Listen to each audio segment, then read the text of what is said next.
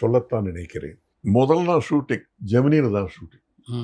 Crop போர்டுக்கு அடிக்கிறதுக்காக எம்ஜிஆர் பூஜைக்கு முதல்ல வணக்கம் சொல்லி அப்புறம் ஷேக் ஆன் பண்ணார். அவரும் ஷேக் ஆன் பண்ணார். பக்கத்தில் உட்காந்தார். அவரும் கேட்டார், இது எந்த ஊர் அதெல்லாம் கேட்டுக்கிட்டார். எல்லாம் எப்படியே பேசிகிட்டு இருந்தோம். அதுக்கு மறுநாள் மூவிலேண்டு வாசு, ஆமாம், அவருக்கு எம்ஜிஆர்கிட்ட ஏதோ ஒரு பிரச்சனை. அவருக்கு வந்து எம்ஜிஆர்னா ஆது, அதெல்லாம் எனக்கு தெரியாது. இந்த பொலிட்டிக்ஸ் எல்லாம் எனக்கு தெரியாது.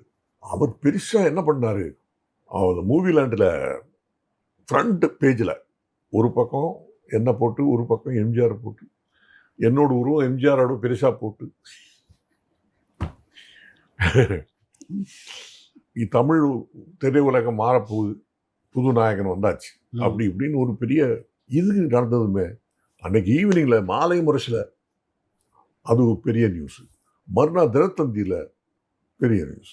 அவங்க என்ன பார்த்தாங்க, எம்ஜிஆருக்கு நான் ஹேண்ட் ஷேக் பண்ணேன். இது வரைக்கும் எந்த நடிகரும் பண்ணது கிடையாது. எல்லாம் காலில் தான் விழுந்திருக்காங்க.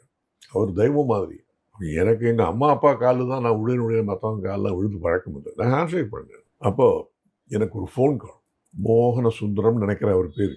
நான் தான் எம்ஜிஆர் இவங்க ரசிகர் மன்ற தலைவர் பேசுகிறேன். எல்லாரும் காலில் விழுந்து கும்பிடுற கடவுள் அவர்.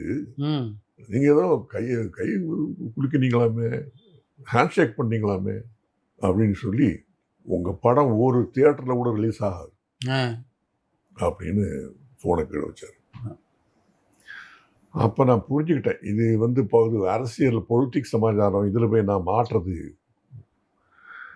நம்ம இனிமேல் சும்மா இருக்கக்கூடாது. நம்ம சொல்லிடுறோம். போய் வேற பாலச்சந்திரட்ட போகிறேன்.